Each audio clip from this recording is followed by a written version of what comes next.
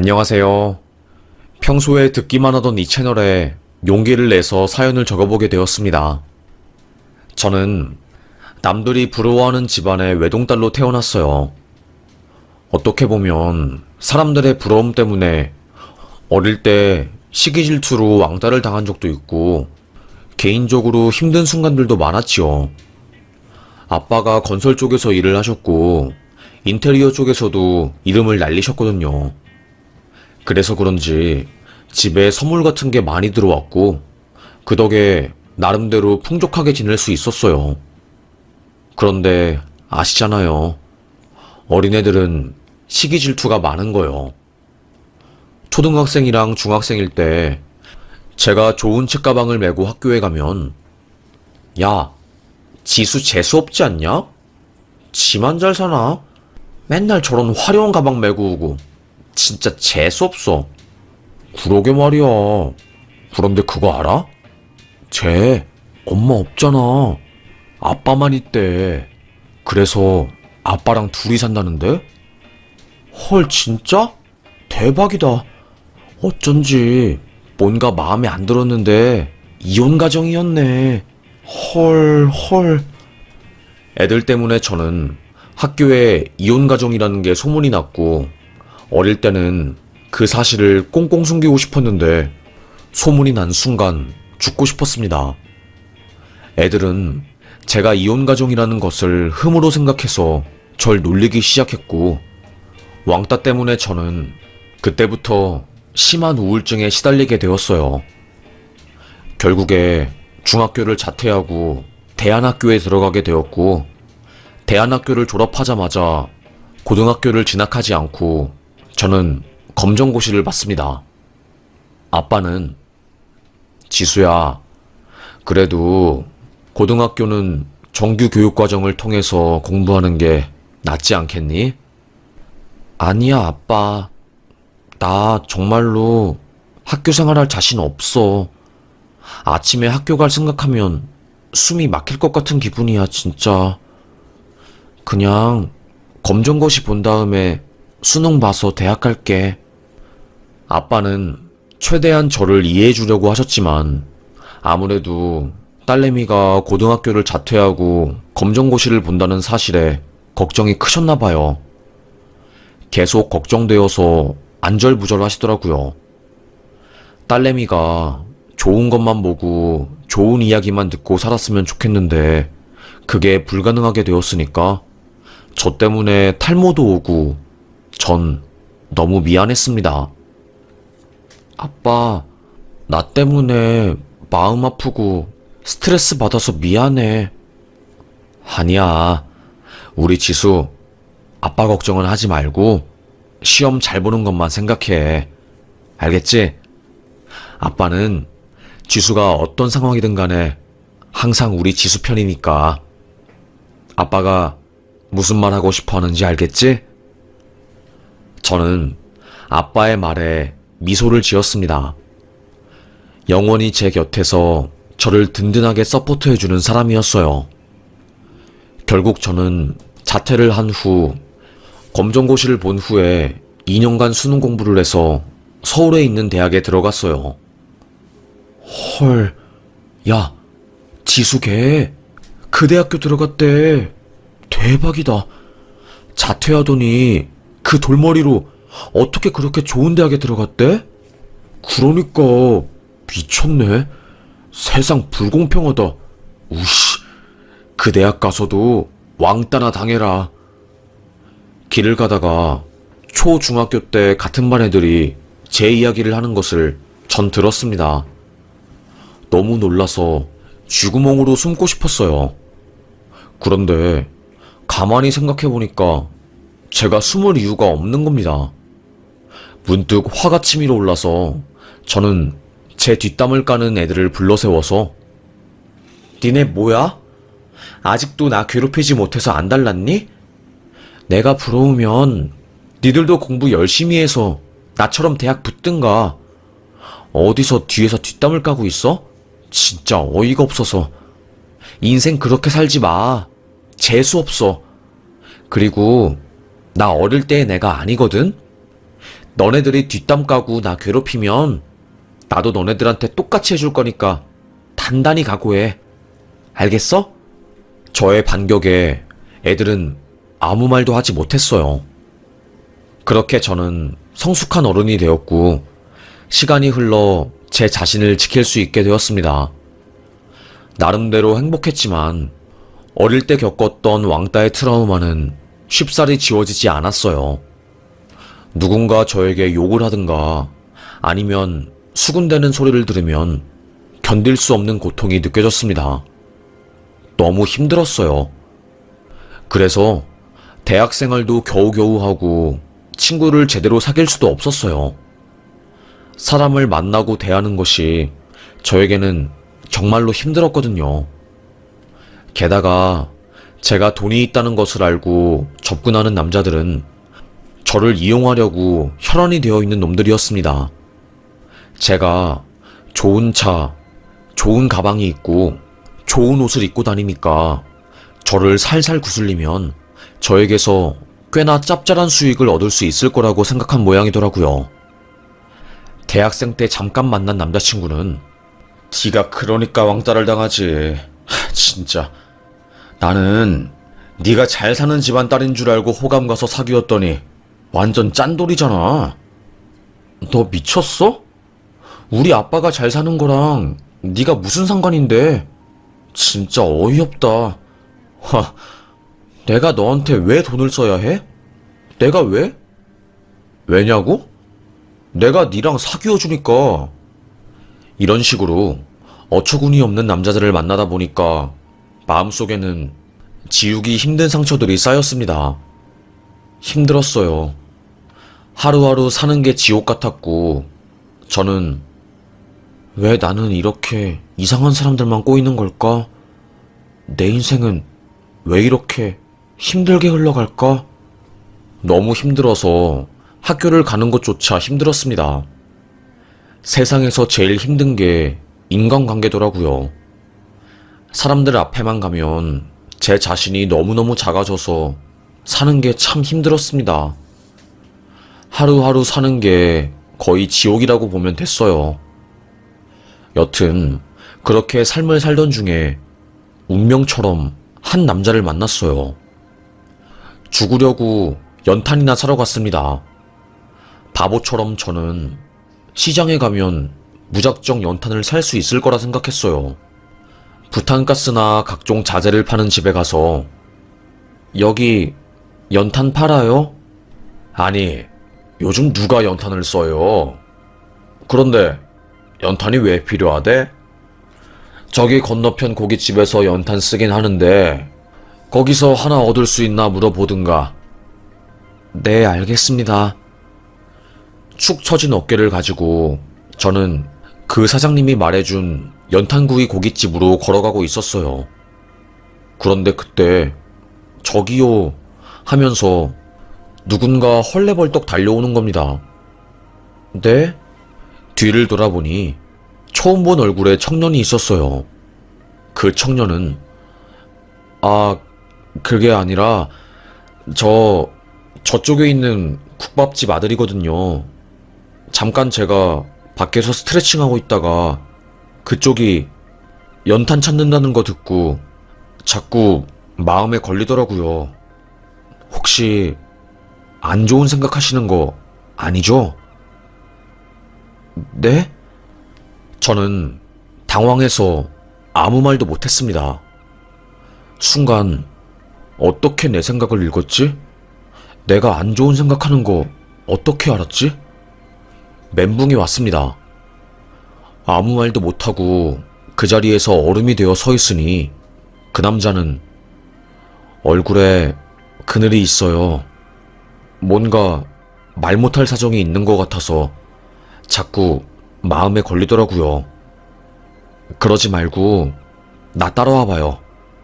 나 이상한 사람 아니에요. 전 그 남자를 따라가지 못했습니다. 또 나쁜 남자가 저에게 다가온 것 같아서요. 제가 따라가지 않고 가만히 서 있으니까 그 남자는 저 이상한 사람 아닌데? 주변에 있는 상인들에게 그 남자가 다가가서 말을 걸더라고요. 안녕하세요. 보람떡방 아주머니. 오늘 일찍 나오셨네요. 어제 늦게 나오셨잖아요. 아이고, 상철이 형님도 오셨네요. 생선은 잘 팔려요? 저번에 상준이가 생선 사러 왔다가 없어서 집 갔잖아요. 알바 좀 쓰세요. 아이고, 할머니도 오셨네요. 요즘 고사리가 잘 팔리나 모르겠네. 상인들에게 넉살 좋게 인사를 하더라고요. 그 모습을 보고 순간 신뢰가 확 생겼습니다. 저 보셨죠? 이상한 사람 아니에요. 저요. 신원 확실히 보장된 사람입니다. 그 청년을 따라서 간 집은 한 국밥집이었습니다. 흰머리가 새하얗게 있는 꼬부랑 할머니가 앞에서 순대를 썰면서 국밥 육수를 내고 있었고, 귀가 어두운 것인지 저희가 왔다는 사실도 모르고 순대를 썰고 계셨어요. 그 청년이 엄마, 나왔수다. 그제서야 고개를 들어 저희를 본 할머니는 옆에 있는 처자는 누구야? 내가 아끼는 동생이야. 그 청년은 저를 아끼는 동생이라고 소개를 시켜주며 저를 식탁에 앉힌 후에 국밥을 내어오더라고요. 깍쟁이처럼 생겨서 이런 국밥 먹는지 안 먹는지는 잘 모르겠는데 한 숟갈 더 봐요. 내가 새벽같이 나와서 푹 끓인 거니까 맛은 있을 거예요. 누린내도 없어요. 저는 얼떨결에 국밥을 한 숟가락 떴습니다. 맛있었어요. 저도 모르게 한 그릇을 뚝딱 비웠습니다. 배라도 든든하게 채우고 다녀요. 그리고 무슨 사정이 있어서 이렇게 힘들어하면서 사는진 잘 모르겠는데 항상 힘내시고 힘든 일 있으면 언제든지 여기 다시 찾아와요. 좋은 사람인 것 같은데 나쁜 생각하지 말고요. 저는 그 남자의 위로에 마음이 와르르 무너지게 되었어요. 한 번도 저를 이렇게 따뜻하게 대해준 사람이 없었거든요. 남자들은 어떻게든 제 몸을 탐하거나 아니면 돈을 탐하거나 둘 중에 하나였고, 여자들은 저를 미워하든가 왕따시키거나 그랬습니다. 남녀 따질 것 없이 저는 누구에게도 환영받지 못하는 사람이었는데 저에게 이렇게 따뜻함을 선물해준 사람은 처음이었어요. 저도 모르게 펑펑 울었고, 그 남자는 말없이 제 곁에서 등을 두들겨 주었지요. 저는 그렇게 그 남자와 연을 처음 트게 되었고, 그 이후에도 이따금씩 새벽에 그 국밥집을 가서 국밥을 한 그릇씩 먹고 오고는 했습니다. 지수야, 너 무슨 좋은 일 있어? 얼굴빛이 엄청 좋아졌어. 무슨 일이야? 아, 다른 건 아니고 요즘 그냥 기분 좋은 일이 좀 많은 것 같아서. 궁금하다, 지수야. 너 원래 맨날 울상이었잖아. 지인들은 제 얼굴빛이 좋아졌다고 무슨 일이냐고 물었습니다. 저는 그러게, 요즘 따라 세상이 살만한 곳이라는 생각이 드네. 저는 머쓱하게 웃음을 지었습니다. 지인들은 의외라고 하면서 저의 변화에 신기해했어요. 항상 저는 우울한 이야기를 하면서 죽고 싶다는 말을 입에 달고 사는 사람이었거든요. 그렇게 조금씩 그 남자를 만나서 제 인생에 햇빛이 들어오게 되었습니다. 어두컴컴한 음지 같은 제 삶에 한 줄기의 빛이 생기는 기분이었어요. 그렇게 하루하루 살고 있을 때 그 남자가 저에게 고백을 했고, 저는 그 고백을 받아주면서 연애를 시작했습니다. 나를 세상에서 제일 사랑해주는 남자가 내 곁에 있으니 날아갈 것 같더라고요. 아빠도 우리 지수 요즘 표정이 밝아지고 아주 보기가 좋아. 대학을 졸업하고 운이 좋게 바로 붙어버린 대기업에서 동료들도 지수씨 요즘 행복해 보여요. 무슨 좋은 일이라도 있나 봐요? 라는 말에 저는 아무 말도 못하고 지그시 웃음을 지어 보였죠.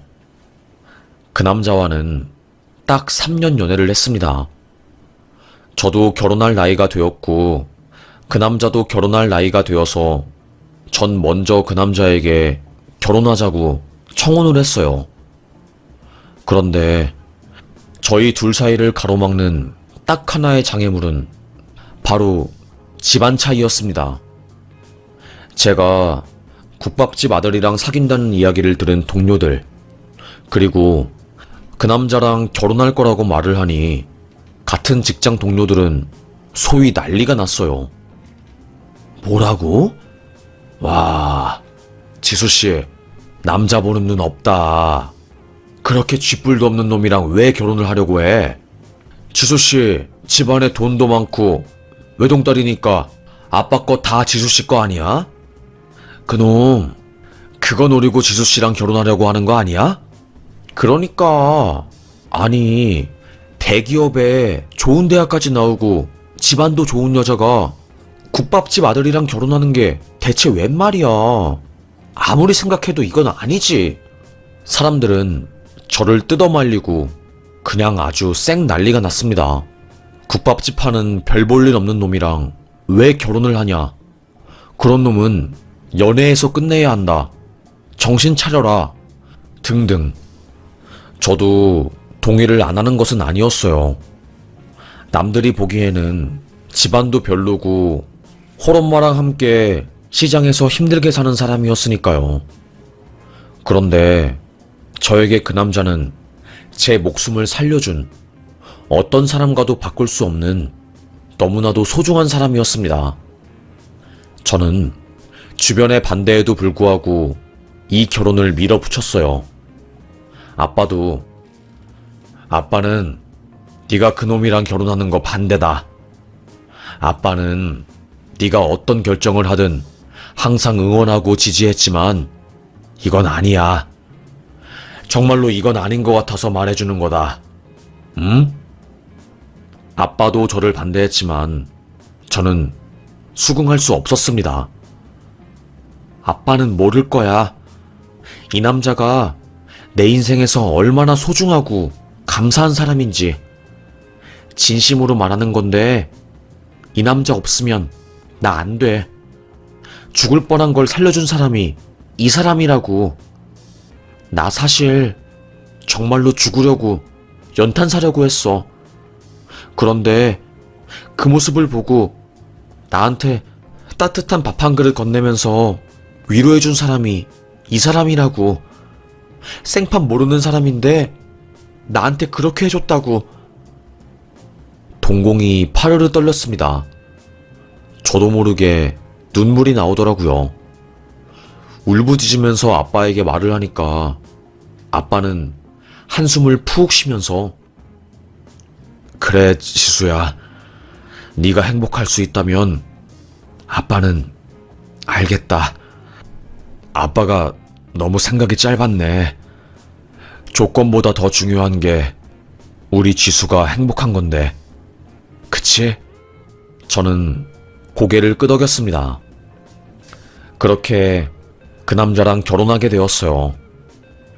주변에서 사람들은 다들 제가 철이 없다고, 세상 물정을 몰라도 너무 모른다고 하면서 혀를 끌끌 찼고요. 하여튼 결혼에 성공한 저는 작은 신혼집을 마련해서 하루하루 행복하게 살고 있었어요. 이보다 더 행복할 수는 없다. 이제 드디어 완전체가 된 것 같다. 더 이상 외롭지 않고 고독하지도 않다. 라고 생각하면서 삶을 살게 되었습니다. 평일에는 회사 일을 하고 주말이면 국밥집에 가서 어머님과 남편을 도왔어요. 어머님은 우리 며느리한테 항상 미안해. 서울 깍쟁이, 좋은 집안에서 곱게 자란 아가씨가 이런 국밥집에 와서 고생을 하니까 마음이 무거워. 에이 어머님, 그런 말씀하지 마세요. 이렇게 도와드리는 것도 저에게는 참 기쁜 일이에요. 우리 며느리가 최고다. 어머님은 저를 무척이나 좋아하셨습니다. 그리고 항상 미안하다고 말하셨어요. 저는 미안하다라고 말하지 말라고 했는데도 어머님은 마음속에 짐이 있었던 것인지 매일 저에게 미안하다고 그렇게 말씀을 하시더라고요. 하여튼 그렇게 행복하지만 소박한 그런 나날들을 보내고 있었습니다. 그런데 저는 항상 가장 행복할 때 불행한 일이 터지더라고요. 아빠의 회사가 쫄딱 망하게 된 거였습니다. 아빠는 건설업뿐만이 아니라 인테리어 일도 함께하고 계셨어요. 인테리어 쪽에서도 꽤나 유명한 분이셨죠. 그런데 한 프랜차이즈가 아빠에게 전국 프랜차이즈 가맹점에 인테리어를 맡긴다는 계약을 했는데 아빠가 공사를 다 하고 대금을 받으려고 했는데 그 본사에서 회계상 비리가 터져서 사업을 잠정 중단한 거였습니다. 원래는 공사에 들어가기 전에 선수금을 받고 공사를 시작하는데 이상하게 그 프랜차이즈 점에서는 공사가 완료되면 한 번에 대금을 지급하겠다고 했나봐요. 아빠는 그 말을 철석같이 믿고 진행을 했는데 갑자기 파산을 하게 되면서 아빠는 받아야 할 돈을 하나도 받지 못하고 인테리어랑 인건비로 돈이 마이너스가 되면서 한순간에 회사가 흔들리게 된 것이었죠. 그 일로 인해서 아빠가 쓰러지고 회사는 제 기능을 하지 못했어요. 건설 쪽은 현금 흐름이 중요한데 유동적으로 쓸 수 있는 현금이 없으니까 완전히 망해버린 꼴이 돼버린 겁니다. 아빠는 회사를 살리겠다고 집까지 팔면서 현금을 마련했지만 쉽지 않았고 건강까지 악화된 아빠는 결국 쓰러지게 된 거였죠. 저는 그 소식을 듣고 펑펑 울면서 아빠 안 돼. 이렇게 쓰러지면 안 된다고. 제발 이건 아니야 아빠. 하염없이 눈물을 흘렸지만 아빠는 눈을 뜨지 못했습니다. 너무 절망적이었어요. 아빠가 다시 깨어나길 기다리면서 저는 쓰러진 아빠의 병실에서 24시간 간병을 했습니다. 아빠의 자금 사정도 힘들어지고 저도 심적으로 힘드니까 너무 우울했어요. 나는 왜 행복할 수가 없는 거지? 항상 행복할 때 이렇게 힘든 일이 터지는 거지? 아빠를 간병하느라 남편과는 거의 별거하는 부부처럼 살았어요. 남편한테 자주 가지도 못하고 회사 끝나면 바로 아빠의 병원에 갔으니까요. 한 달에 한 번 보는 것도 자주 보는 거였습니다. 회사 사람들도 집안에 아픈 사람 생기면 가족들이랑도 멀어지고 그런다니까. 나도 아빠 아플 때 남편이랑 사이 안 좋아져서 2배로 힘들었어. 그러다가 결국 내가 이혼한 거잖아. 회사 사람들의 말을 들으니까 더 무서워졌습니다. 이러다가 아빠도 잃고 남편도 잃게 되는 안 좋은 일이 내게 벌어지는 것은 아닐까 두려운 마음에 남편의 국밥집에 오랜만에 찾아가게 되었어요. 밤 늦은 시각이었죠. 그런데 국밥집 사이로 남편과 한 여자가 앉아서 손을 맞잡고 있는 게 보이는 겁니다. 시어머님은 그녀에게 가까이 다가가서 고개를 숙이고 한없이 밝은 미소로 그녀를 보고 있었고요. 뭐야 저 여자? 저 여자 뭔데 내 남편 손에 깍지를 끼고 있어? 미친 거 아니야? 저는 화가 부글부글 끓어올랐습니다. 그런데 그때 갑자기 일어나는 남편과 그 여자.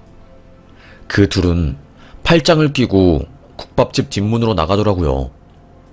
어머님은 그녀에게 포장된 국밥을 손에 쥐어줬고요.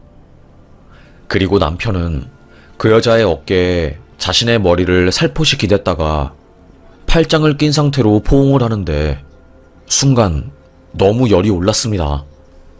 정말 역시 나는 행복해질 수 없는 사람이구나. 어떻게 이럴 수가 있지? 아무리 생각해도 이건 아닌데. 내가 그렇게 잘해줬는데 우리 아빠가 아파서 내가 간병하는 사이에 불륜 저지른 거야? 역시 회사 사람들 말이 맞았어. 수준 비슷한 사람들끼리 만나야 한다는데 주변 사람 말 들을걸. 역시 이 남자도 내 돈 보고 만났다가 우리 아빠가 쫄딱 망하니까 날 배신한 거야. 역시 난 항상 이런 식으로 인생이 흘러가지. 내 인생 어떻게 이럴 수가 있어? 세상에, 내 인생. 저는 그날 펑펑 울었어요. 마음 같아서는 당장 국밥집으로 들어가서 따지고 싶었지만 실제로 그런 상황을 겪으니까 아무 말도 안 나오고 사람이 패닉이 되더라고요. 저는 아빠가 있는 병실로 들어가지도 못하고 공원에서 하염없이 서성이면서 심란한 마음을 진정시켰습니다. 그리고는 그날 꼬박 밤을 새고 새벽에 다시 국밥집으로 갔어요. 저를 본 남편은 뭐야 당신? 말도 없이 왔어? 내가 우리 남편 일 터오는데 말하고 와야 하나? 왜 그렇게 날이 서 있어? 당신 왜 그래? 저는 기가 차서 당신 내가 모를 것 같아? 당신 나 몰래 여자 만나고 있지? 나도 사람이야. 촉이라는 게 있다고. 어쩐지 요즘 당신이 나한테 연락도 안 하고 그러더라. 어떻게 이럴 수가 있어? 나 다 봤어. 어젯밤 당신이 어떤 여자한테 팔짱 끼고 어깨 기대고 손깍지 낀 거, 그리고 어머님이 그 여자한테 국밥 챙겨준 거 나 다 봤다고. 남편은 제 이야기를 듣고 놀라서 아니, 어제 국밥집에 왔어? 왜 말 안 했어? 역시 내 생각이 맞았어. 당신 그렇게 살지 마. 진짜 실망스러워. 나는 당신이랑 결혼하려고 수많은 사람들의 반대를 꺾고 당신을 선택했어. 어떻게 나한테 이럴 수 있어? 다른 여자랑 바람 피우고 불륜 저지르니까 기분 좋니? 좋았어? 남편은 저의 말에 실소를 터뜨리더라고요. 여보, 오해하지 마. 그거 불륜이 아니라 우리 사촌 누나야. 미국에서 변호사 일하다가 이번에 한국 들어왔고 내가 아버님 일 소송 관련해서 물어볼 것도 있고 돈도 좀 빌리려고 해서 어젯밤에 만난 거야. 밤 비행기로 들어와서 그 시간에 만난 거고. 저는 남편에게 사촌 누나가 있는지 몰랐어요. 한 번도 본 적 없었거든요. 알고 보니까 먼 사촌 누나가 있었는데 어머님께서 사돈이 건설 사기를 당해서 소송을 걸어야 하는데 쓰러져서 아무것도 못하니 아는 분을 총동원해서 먼 친척 중에 미국 변호사가 있다는 것을 알고 연락을 해서 한국에 들어왔을 때 만난 거였어요. 아니, 장인어른이 지금 소송해서 건설대금 받아야 하는데 몸이 아파서 그걸 못하니까 대신해서 알아본 거야. 당신이 힘든 것 같아서 내가 조금이라도 힘이 되어줄 수는 없을까 해서. 오해하지 마. 내가 당신을 얼마나 사랑하는데 어떻게 당신을 두고 바람을 피우겠어. 남편은 그 자리에서 바로 사촌 누나에게 전화해서 상황을 설명해 주었습니다. 저는 제가 오해했다는 것을 알고 몸에 긴장이 풀려서 바로 쓰러졌어요. 뭐야, 난 그것도 모르고. 펑펑 울었습니다. 남편은 저를 꼭 안아주면서 당신 앞으로 힘든 일 생기면 혼자서 끙끙 앓지 마. 나한테 서운한 거 있으면 바로 알려줘. 나도 당신한테 도움이 되고 싶어. 나도 이제는 당신과 가족이고 당신의 남편이잖아. 남편의 말을 듣고 눈에서 눈물이 나왔습니다. 나는 아빠 쓰러지고 나서 너무 힘들어서 죽고 싶었어. 당신도 나한테 마음이 떠난 것 같고 그래서 우울했는데 알고 보니까 당신도 나를 위해서 뒤에서 열심히 노력하고 있었다니. 괜히 부정적인 생각을 하면서 제 마음을 갉아먹은 것 같아서 저는 고개를 떨궜습니다. 멍청했고 바보 같다는 생각이 들더라고요. 그때 어머님이 저를 부르더라고요. 아가 하면서요. 저는 어머님 죄송해요. 오해해서. 전 이것도 모르고 괜히 어머님이랑 남편 의심하고. 그럴 수 있지. 그럴 수 있어. 우리가 국밥집을 운영하느라 배우질 못하고 법 쪽에 아는 사람도 없고 그래서 바로 도와주고 싶었는데 알아보느라 시간이 걸렸어. 그리고 이거 받아. 이거면 도움이 좀 될 거야. 어머님은 저의 손에 하얀 색깔 봉투를 쥐어줬어요. 저는 이게 뭐예요, 어머님? 사돈 병원비로도 좀 쓰고 집 경매에 넘어간 거 이 돈으로 낙찰받으라고. 저는 봉투를 열어본 순간 깜짝 놀랐습니다. 그 봉투 안에는 수표 몇십 장과 어머님이 평생 모은 통장이 들어있었어요. 이번에 사돈댁집 담보로 돈 빌린 거 못 갚아서 은행에서 3차 경매에 들어갔다면서 그 집 넘어가면 안 된다며. 이걸로 집 지켜.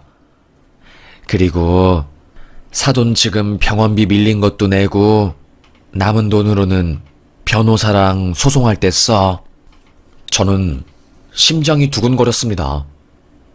어머님과 남편이 평생 국밥집을 하면서 한 푼 한 푼 모은 돈, 그 소중한 돈을 저에게 건넨 거였어요. 그리고 적금 든 것도 깨서 수표로 바꾸어서 저에게 준 것이었죠. 그 마음이 너무나도 감동이라 저도 모르게 하염없이 눈물이 났습니다. 어머님, 어떻게... 미안해서 이 돈을 어떻게 받아요? 돈보다는 사람이 먼저지. 돈은 쓰지 않으면 똥이 되는 것이야. 써야지 그 가치를 알 수 있지. 어머님의 속 깊은 한마디에 그간 어머님을 의심했던 제가 바보처럼 느껴졌고 저는 펑펑 울었어요. 남편도 제 손을 꼭 잡았고요.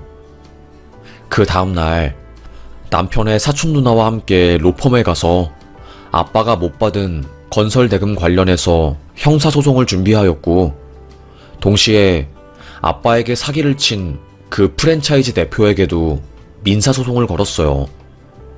다행히 승소를 하면 어느 정도의 피해 보상을 받을 수 있을 거고 그게 안 되면 근저당을 걸어서 땅을 압류하는 방법도 있다는 이야기를 들었습니다. 그렇게 저는 어머님과 남편이 도와줘서 법률 전문가와 함께 아빠를 위해서 소송을 준비했어요. 그리고 다행히 아빠의 몸이 점점 회복이 되어서 눈을 뜰 수 있게 되었고요. 그리고 어머님이 건네주신 돈 덕분에 아빠의 집이 경매에 넘어가지 않고 낙찰을 받아서 지켜낼 수 있었습니다. 그 집은 할머니가 아빠에게 물려주신 집이라서 어떻게 보면 저희 집의 가보라고 할 수도 있거든요. 할아버지가 지은 집이었고 몇 번의 위기 속에서도 지킨 집이라서요. 눈을 뜬 아빠는 저에게 지수야, 정말로 고맙다. 정말로 고마워.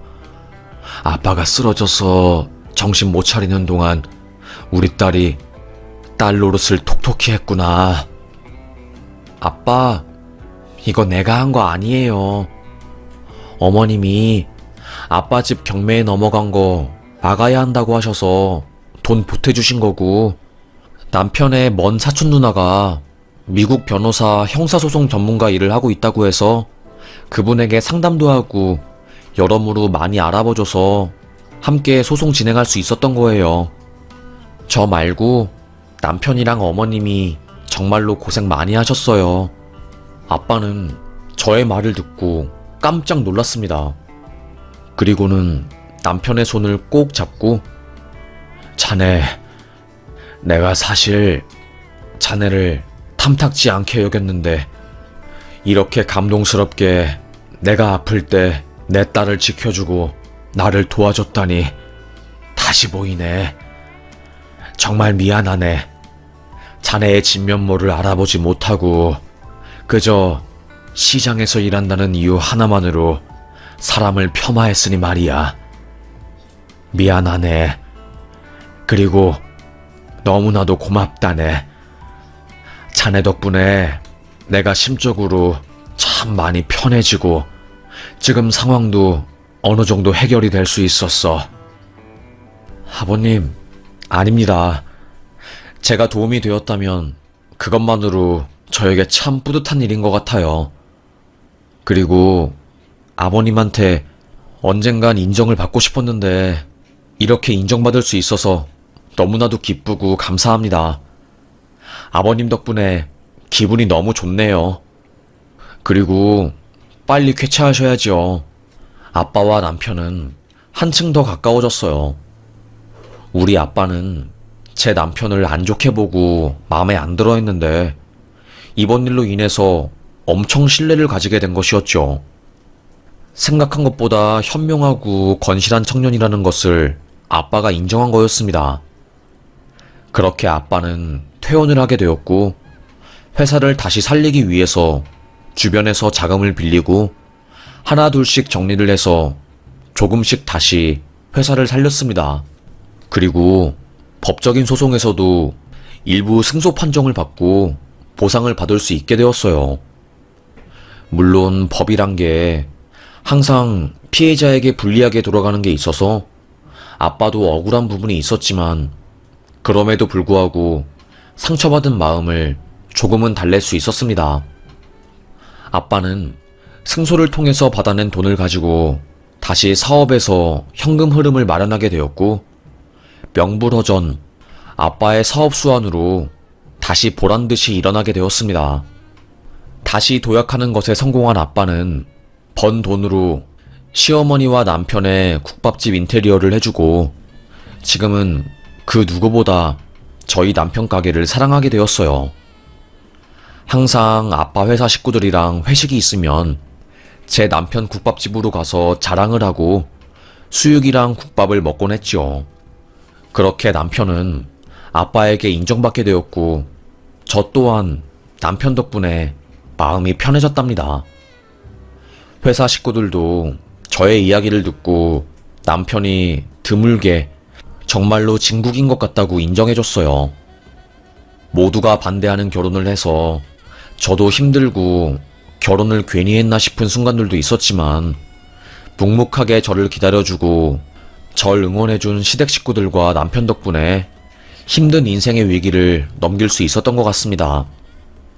부부는 좋은 일도 함께 하지만 힘든 일도 함께 나누면서 성장하고 더 끈끈한 관계가 되는 것 같습니다.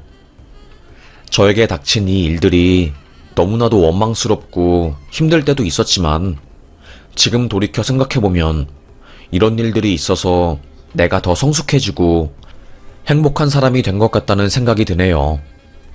그럼 지금까지 저의 이야기를 들어주셔서 감사합니다. 우리 모두 행복해지자고요.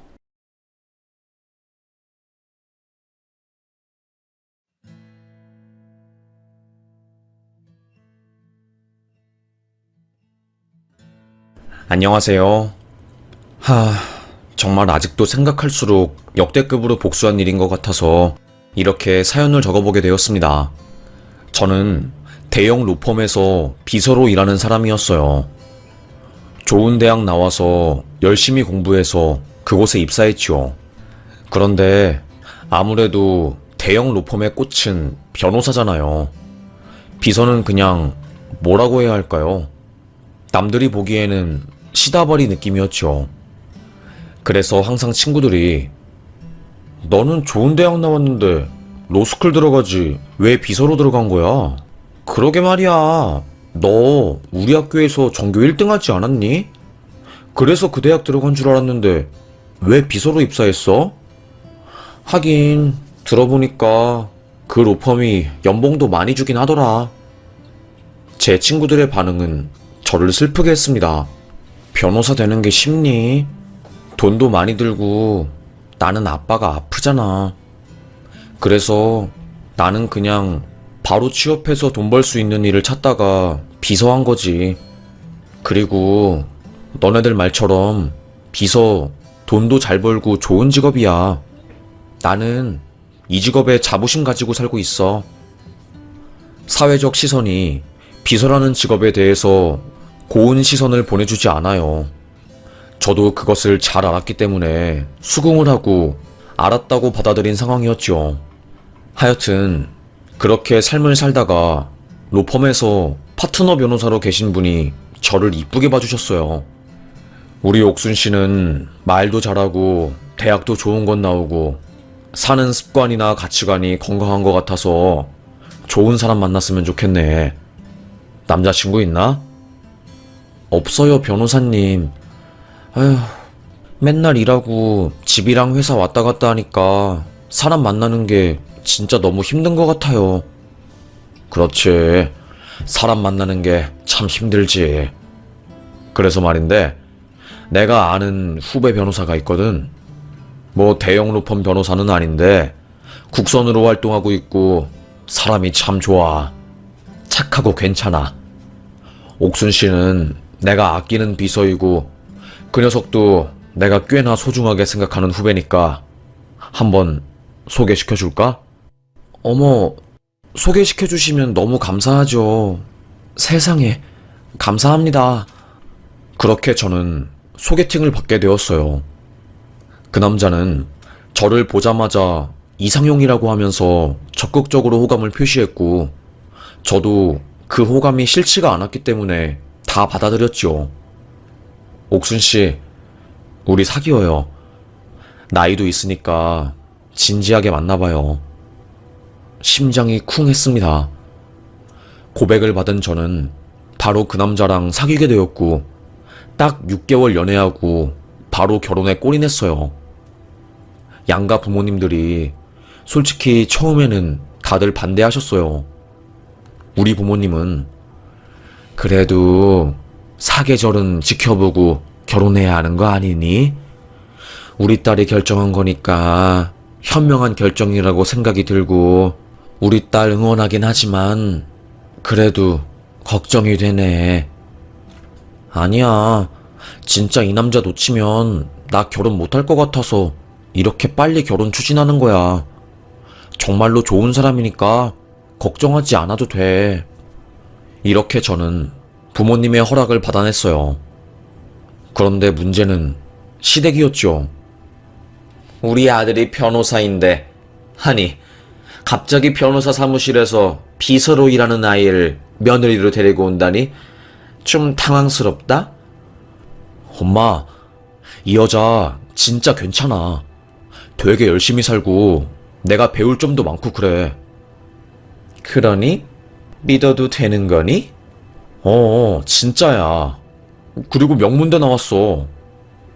그나마 제가 명문대 나온 걸로 시댁 어르신들한테 이미지를 좋게 구축할 수 있었고, 저는 결혼하게 된 거였어요. 시모, 시부, 다들 그냥 무난하셨어요. 다만, 아들이 변호사다 보니까 팔은 안으로 굽는다고 좀 우리 아들 이러는 게 있긴 했지만, 이 정도는 제가 충분히 이해할 수 있는 범위였어요. 뭐 아들이 변호사니까 콧대 높을만 하고 저 같아도 그런 식으로 반응할 수도 있을 것 같아서요. 하여튼 결혼에 꼴이 난 저는 남편과 나름 행복하게 잘 살았어요. 남편은 로스쿨 출신 변호사라서 변호사 업계에 들어갔을 때는 이미 포화 상태였고 국선으로 일을 많이 받아서 박리담회 형식으로 돈을 버는 사람이었어요. 솔직히 말하면 허울만 변호사이지 버는 돈은 일반 회사원보다 훨씬 못 버는 그런 상황이었습니다. 내가 이렇게 개고생해서 변호사 됐는데 고작 국선일 맡으려고 이렇게 공부했나 싶다. 돈 되는 일은 나한테 들어오지도 않고 요즘 그냥 너무 힘드네. 당신 왜 그래? 국선도 의미 있는 일이잖아. 그게 쉬운 일도 아니고 당신이 꼭 필요하니까 나라에서 당신한테 일을 배당해주는 거지. 신혼 내내 우울해하고 자기 인생 한탄을 하는 남편 비위를 맞춰주느라 저도 우울증이 걸릴 지경이었습니다. 그 정도로 남편은 생각보다 우울증이 심했고 자기 비하가 강한 사람이었어요. 저도 점점 지쳐갈 때 아이가 생겼고 다시 한번 아이를 생각해서 힘을 내게 되었습니다. 그런데 그때 저의 인생에 쑥 들어온 신우. 신우가 제 인생 모든 것을 망쳐버렸어요. 올케는 노력도 안 했는데 변호사 안 해 돼서 좋겠다. 어디 모임 가서 꿀리는 것도 없고 아주 좋겠어? 에휴, 그렇지도 않아요. 아시잖아요. 변호사 허울만 좋은 거. 뭐? 배가 불렀네. 참나. 지금 남의 동생 욕한 거야? 갑자기 급발진을 한 신우는 그때부터 저에게 욕하고 건방져줬다느니, 변호사 마누라가 되니까 싸가지가 없어졌다느니, 내 동생이 불쌍해 죽겠다느니 별의 별말을 다 하더라고요. 저는 어이가 없어서 입을 떡 벌리고 멍 때리고 있었죠. 이상하게 신우는 저를 질투하고 시기하고 그러더라고요. 나중에 들어보니까 누나가 로스쿨 시험에서 떨어져가지고 괜히 그런 심술 부리는 것 같아. 나한테 직접적으로 뭐라 하면 엄마가 난리치니까 괜히 당신한테 뭐라고 하면서 누나 열등감을 푸는 거지. 내가 미안해. 아휴, 진짜 민망스럽다. 알고 보니 신우도 변호사를 하고 싶었는데 연속으로 법학 적성시험에서 떨어지니까 동생한테 열등감을 느끼고 그 열등감을 저한테 푸는 거였어요. 저는 동생 마누라한테 뭐라고 해서 동생 마누라가 불행하면 자기 동생도 불행하게 되는 거니까 아주 자기 열등감 때문에 한 가정을 파탄내려고 이 난리를 친 거구나. 세상에 어떻게 이럴 수가 있냐. 저는 혀를 끌끌 찼습니다. 별의별 사람이 다 있다는 것을 수많은 소송을 보면서 알긴 했지만 이런 사람은 처음이었어요. 열불이 터지더라고요. 그런데 문제는 제가 임신을 했었는데 신우가 저에게 이상한 한약을 건네는 겁니다. 올케, 이거 먹어. 몸에 되게 좋은 건데 내가 다니는 한의원에서 받아온 거야. 이게 뭔데요? 그냥 묻지 말고 임산부한테 좋은 거니까 먹으라고. 내가 다니는 한의원 한의사한테 말해서 올케 임신했으니까 몸에 좋은 한약 한 포만 샘플로 달라고 해서 받아온 거야. 나도 내 거 먹는 약 있으니까 우리 같이 식탁에서 마시자고. 갑자기 저한테 친한 척하면서 살갑게 구는 신우가 너무나도 어색했어요. 영문을 모르는 저는 에?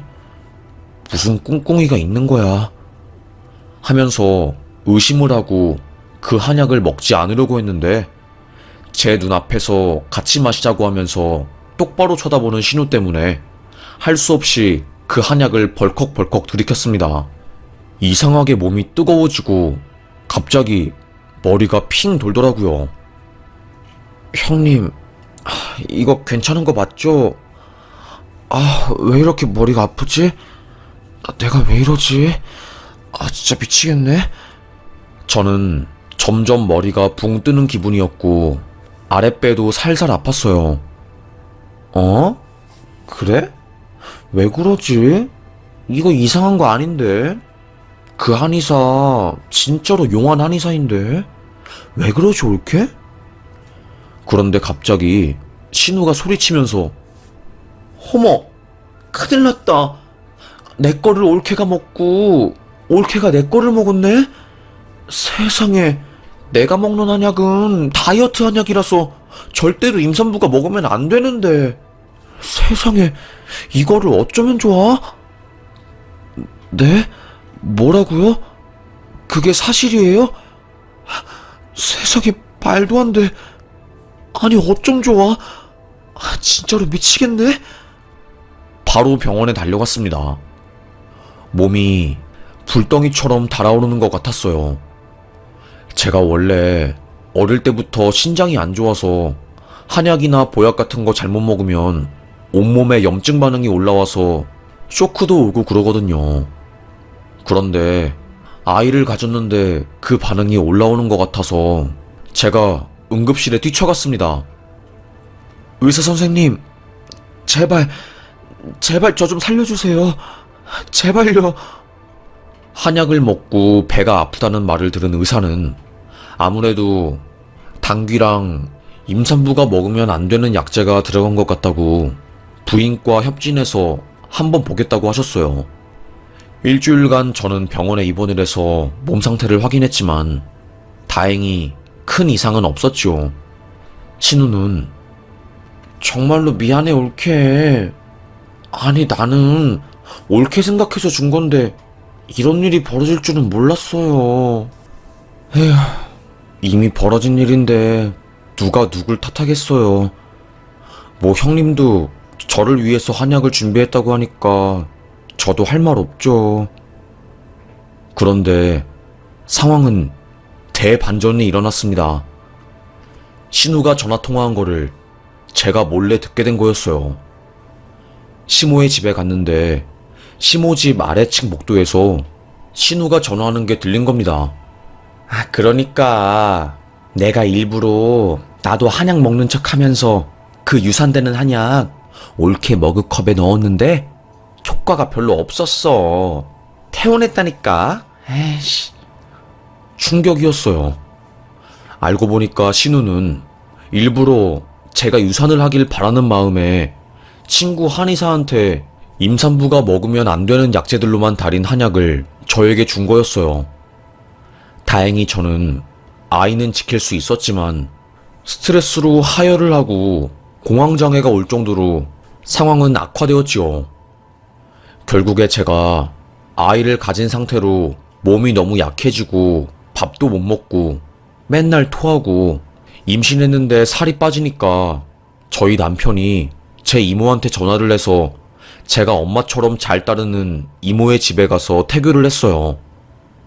제가 어릴 때부터 이모랑 함께 살아서 이모가 친엄마 같고 그렇거든요.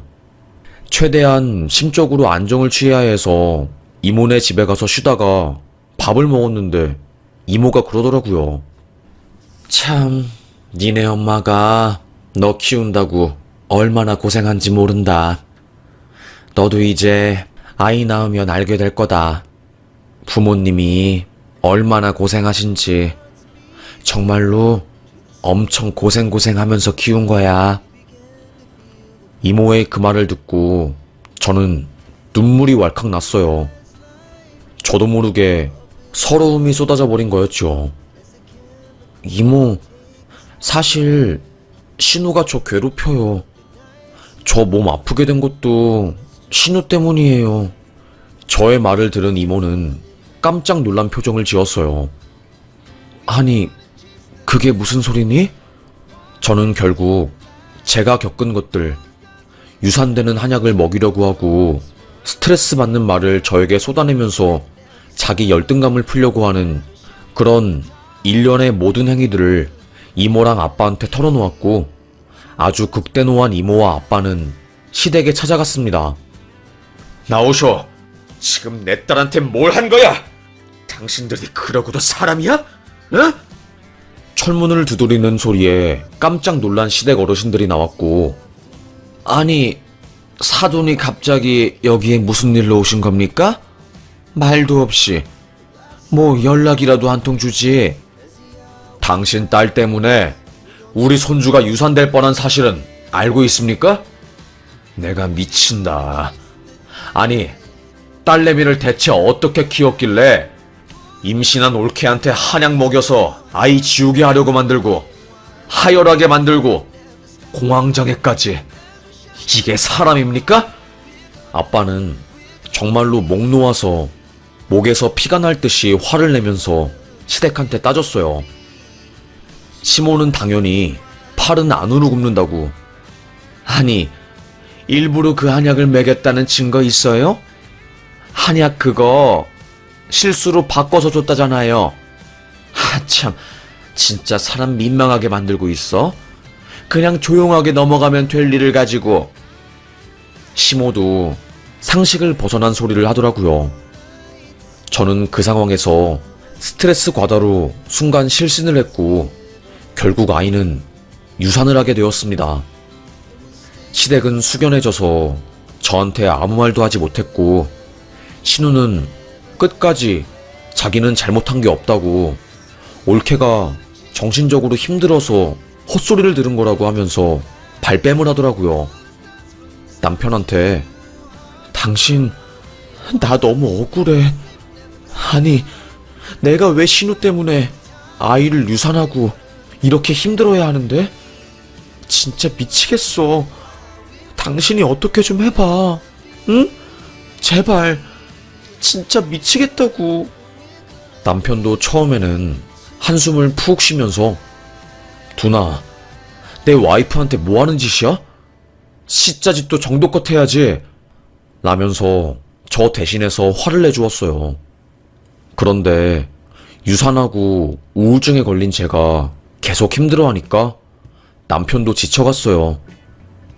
유산 이후로 시댁에 갈 때마다 저는 문제아 취급을 받았고 시모는 아예 저를 없는 사람 취급, 유령 취급을 하고 신우는 저를 볼 때마다 사람을 위아래로 쳐다보고 일부러 제 발을 밟고 간다거나 다른 사람들한테 선물 주면서 의도적으로 제 것만 안 주고 철저하게 소외시키는 적이 한두 번이 아니었습니다.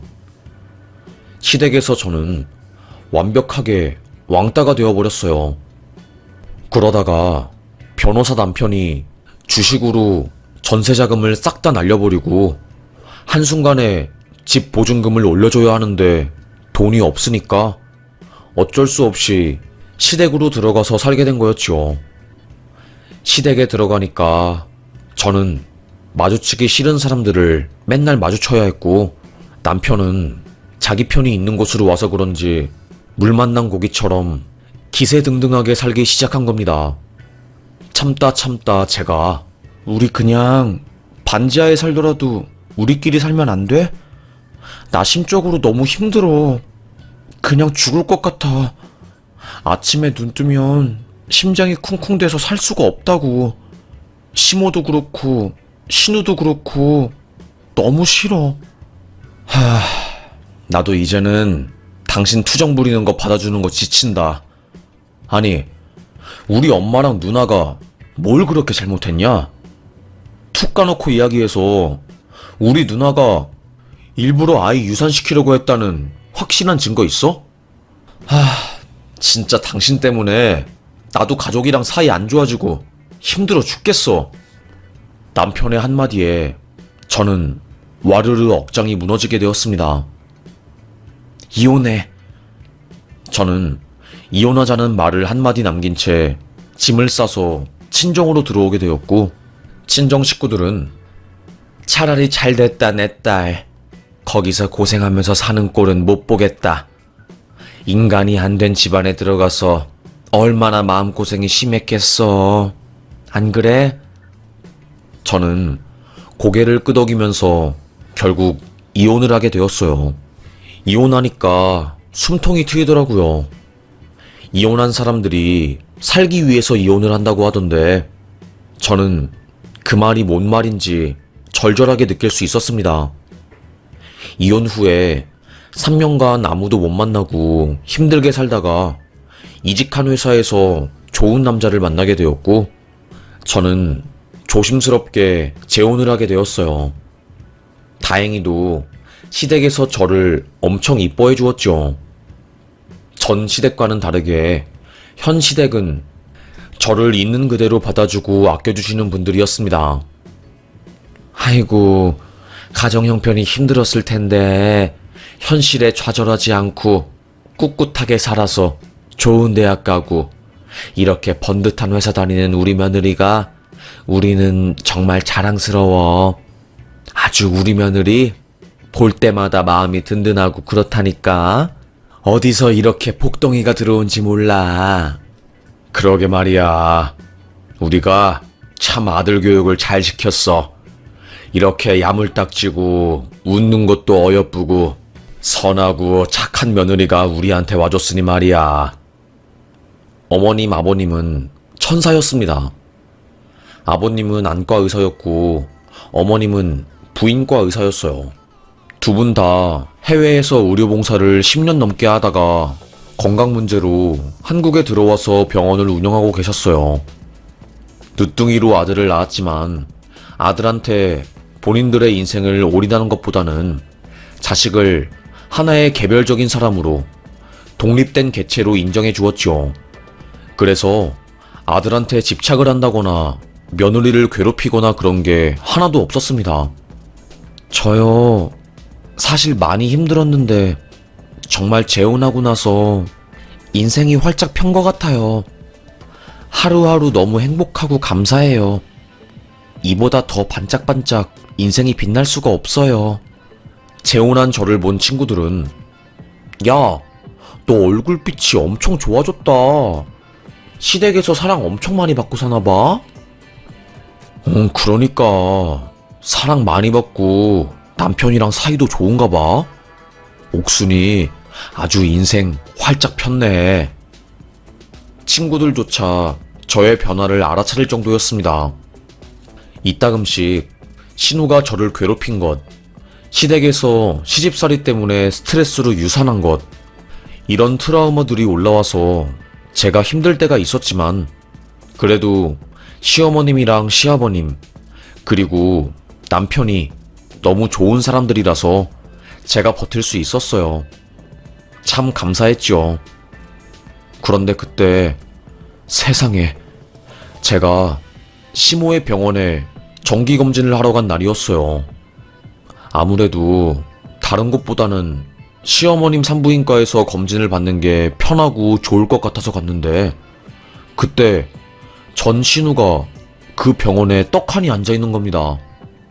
그리고서는 간호사한테 버럭버럭 소리를 지르면서 아니, 그것 하나 못 해줘?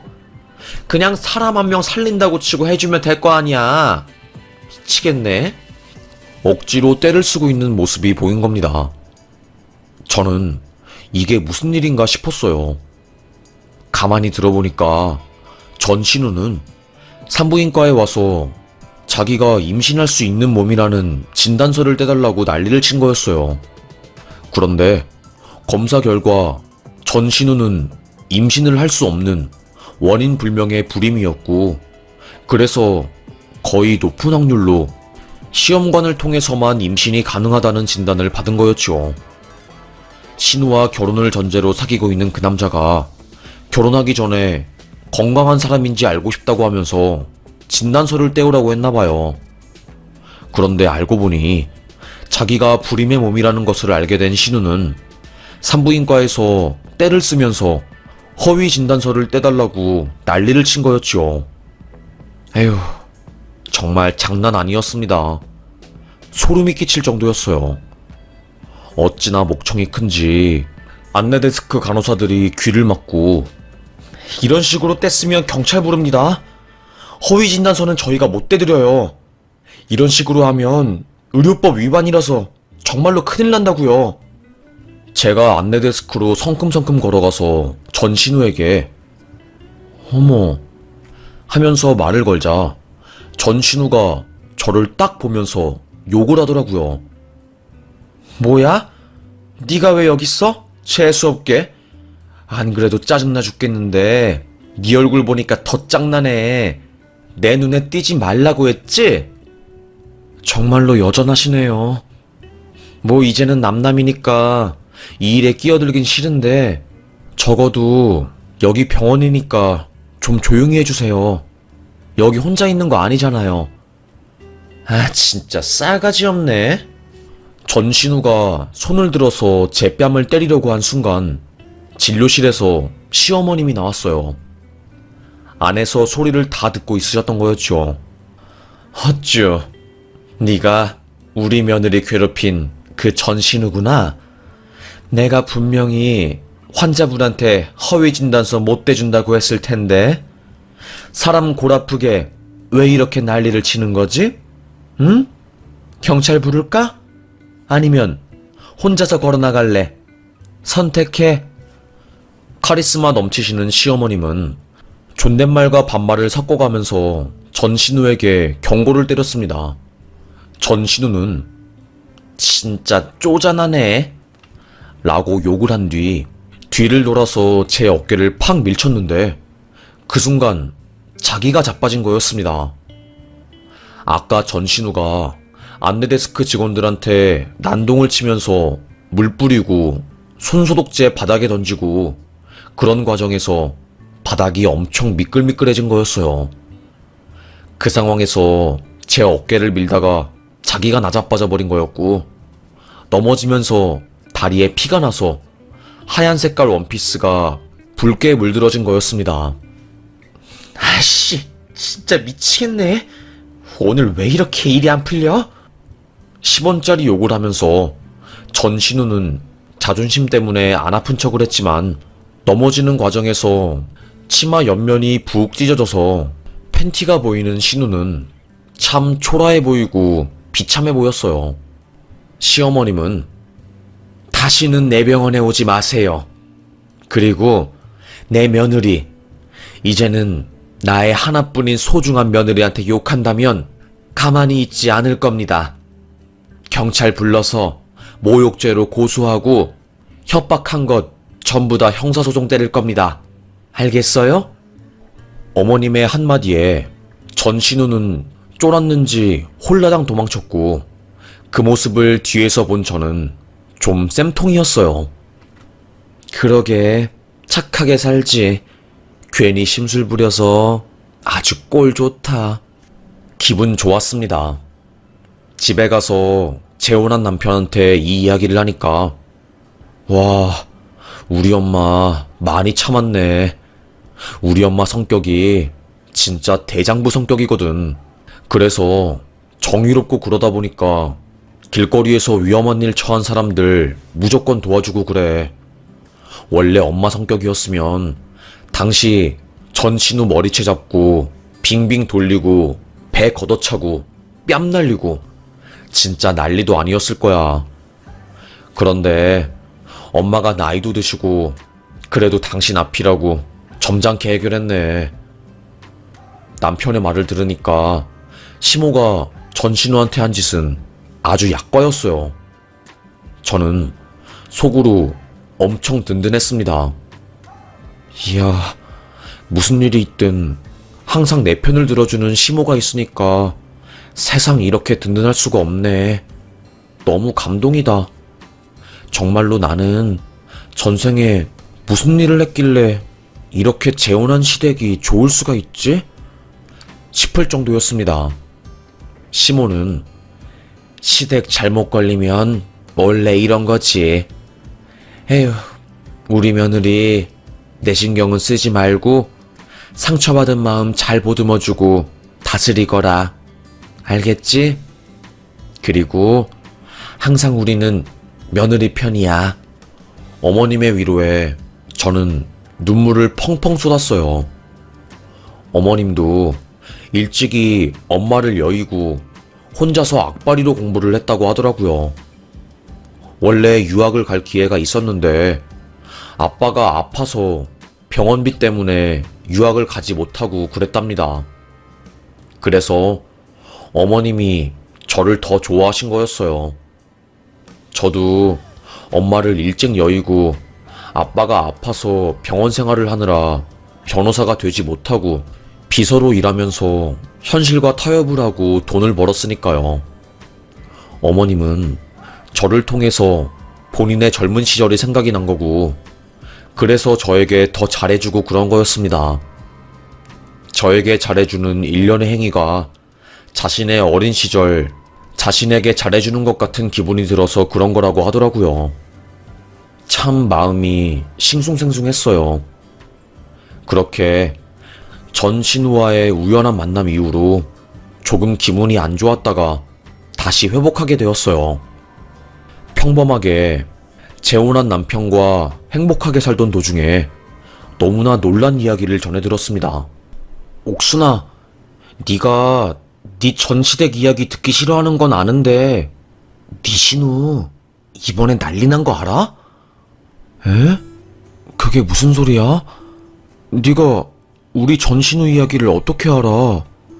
갑자기 대학 동창이 저에게 할 말이 있다고 전화를 걸어서 전시댁 이야기를 하는 거였습니다. 저는 너무 놀랐죠. 당황했고요. 아니, 우리 사촌 오빠가 사업을 크게 하는데 연애를 한 번도 못 해봐서 거의 나이가 50이야. 그런데 여자가 생겼다고 무조건 결혼해서 이제는 아이 낳을 거라고 큰 소리 뻥뻥 쳐서 먼 친척인 나도 알게 됐거든. 그런데 글쎄, 그 사촌 오빠가 결혼한다는 여자가 네가 저번에 말한 네 전신우라는 거 있지? 깜짝 놀란 저는 뭐? 그게 진짜야? 말도 안 돼. 야, 어떻게 세상이 이렇게 좁아? 와, 신우 결국에 그렇게 못되게 굴더니 부잣집한테 시집가네. 제 말이 끝나기 무섭게 친구는 야, 한국말은 끝까지 들어봐야지. 장난 아니야. 어떻게 된 일이냐면 친구의 말을 들은 저는 입을 다물 수가 없었어요. 전신우는 결국 자신이 임신을 할 수 없는 몸인 걸 숨기고 결혼을 추진했나 봐요. 혼전 임신을 했다고 거짓말을 치고 복대를 차고 상견례장에 갔는데 그 복대가 뚝 하고 떨어진 거였죠. 그래서 그 사돈댁이 이게 뭔가? 배에서 무슨 복대가 떨어지나? 하면서 의심을 하게 된 거고, 결국에 아이를 안 가졌는데 가진 척을 하고 결혼을 진행한 전신우의 만행을 알고서는 파혼을 하고 사기죄로 민사소송을 걸어서 손해배상을 신청한 거였습니다. 그래서 한동안 그 일대에서 난리였대요. 돈 잘 버는 사업가한테 접근하는 여자가 있으니까 조심하라고 하면서요. 친구는 저에게 네 신우 그렇게 너한테 못되게 굴고 사람들 괴롭히고 자기 사리사욕 위해서는 수단과 방법 안 가리고 열등감 약자한테 풀더니 결국에 벌 받았네.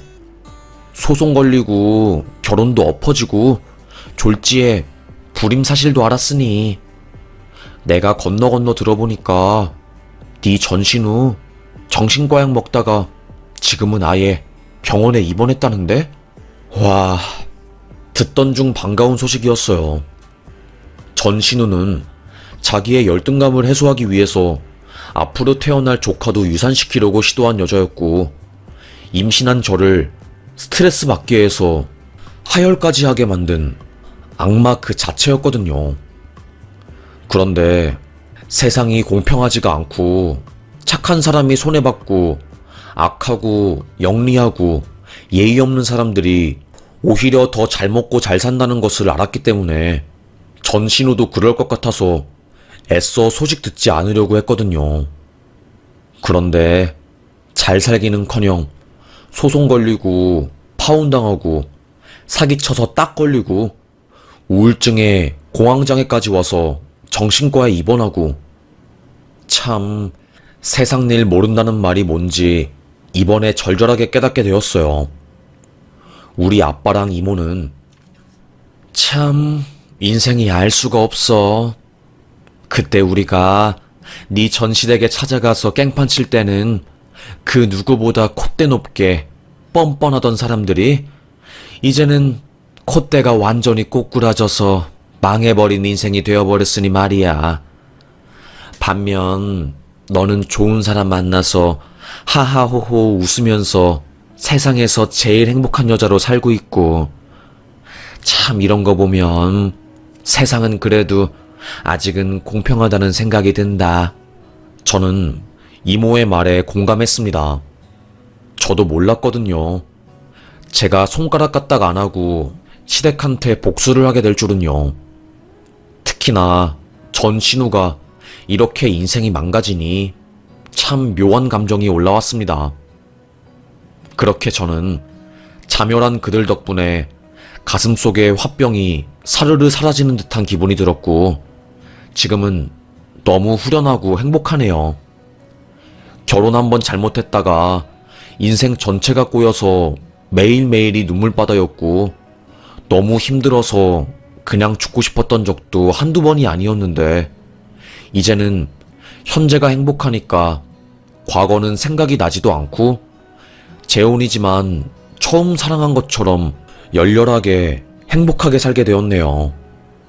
참 사랑이 뭐길래 사람을 이렇게 힘들게 만드는 것인지 알다가도 모르겠는 게 인생이네요. 전 시댁 때문에 심적으로 참 힘들고 살얼음판 같은 나날들을 보냈지만, 그래도 시간이 흘러서 제 마음속의 상처가 치유되고 좋은 사람을 만나서 하루하루 감사한 마음으로 살 수 있게 된 지금 이 상황 자체가 저에게는 참 기쁩니다. 그래서 이렇게 사연을 쓰게 되었어요. 동창 덕분에 전신우 인생이 망했다는 것을 듣고 나서 기분이 좋아서 이렇게 노트북을 켜고 글을 쓰게 되었습니다. 여러분, 악한 사람들은 결국 벌을 받더라고요.